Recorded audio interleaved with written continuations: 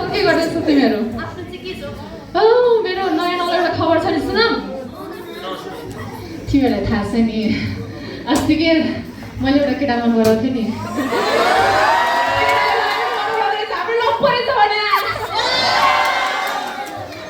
तर यो कुरा कसैले नभन नि फेरि। नभने फेरि। ल तिमीहरू बस्दै गर, मेरो काम छ, म गएँ ल। ल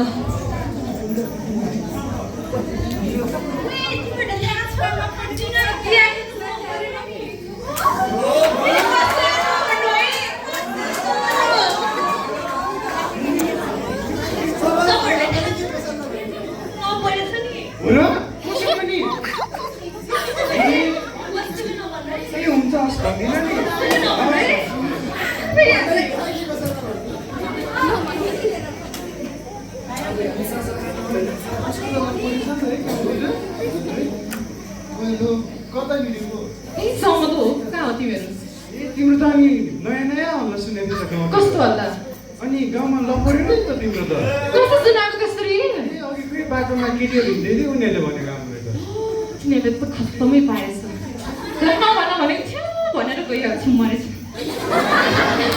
के गर्ने हो? अनि यसरी नै त्यो स्त्रीबाट विश्वास टुट्यो, तर उसमा केही आशा बाँकी थियो।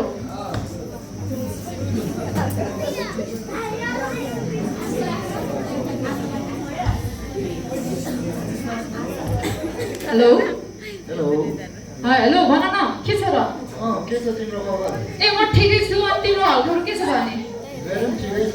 तिमीलाई एउटा खबर गर्नु थियो कि त्यही भएर फोन गरेको। कस्तो खबर भन त, यसो मैले सुनिदिउँ। हामीहरू त जान्छ भनेर नि। ए हो र, कहाँ जाने? हामी मुस्ताङ जाने कुरा छ, तिमी पनि जाने हो र? ए जाउँ न त, त्यसो भए कहिले जाने? मलाई डेट भन नि त, कहाँ हामी कहाँबाट जाने? यसो मलाई डेट पनि भन्नु, म यसो जाउँला।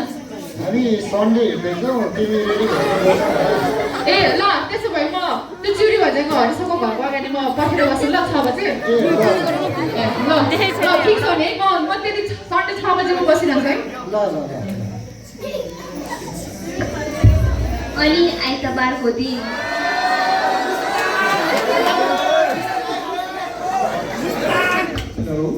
हेलो कहाँ हो? म यहाँ पर्खेर आधा घन्टा भइसक्यो, अहिलेसम्म आएन। ए तिमीलाई त कस्तो भन्नै बिर्सेछु क्या, म बिजी भएर हामी नजाने भयो नि, क्यान्सल भयो नि। त्यत्रो प्लान बनाऊ, मैले के गर्ने? अब म के फर्केर जाने? ल ल नरिस होला, तिमीलाई त कस्तो भन्नै बिर्सेछु कि। ल त्यसो भए ल सरी है त। ल प्लान चाहिँ बनाउने, जाने चाहिँ होइन। यस्तै छ अरू मान्छेहरूको पारा देखेर मलाई रिस उठेर आउँछ। अनि यसै गरी उसको विश्वास र आशा दुवै टुट्यो, र उसको आफ्नो साथीहरू र अन्य व्यक्तिहरू माथिबाट पनि विश्वास र आशा दुवै टुट्यो।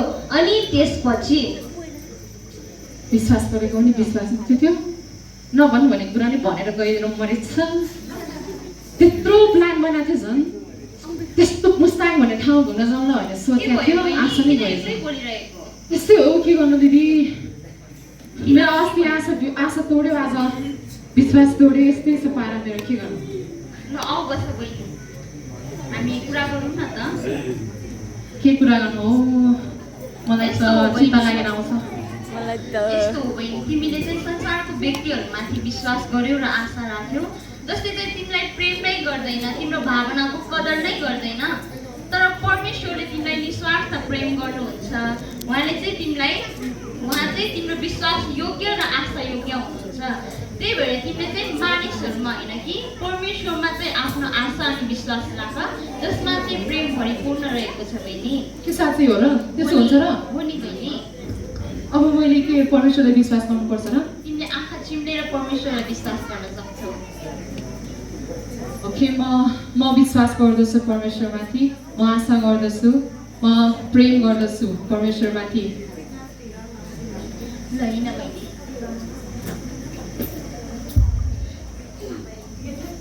यसरी नै त्यो स्त्रीले विश्वास र आशा पाउनको निम्ति धेरै गरे।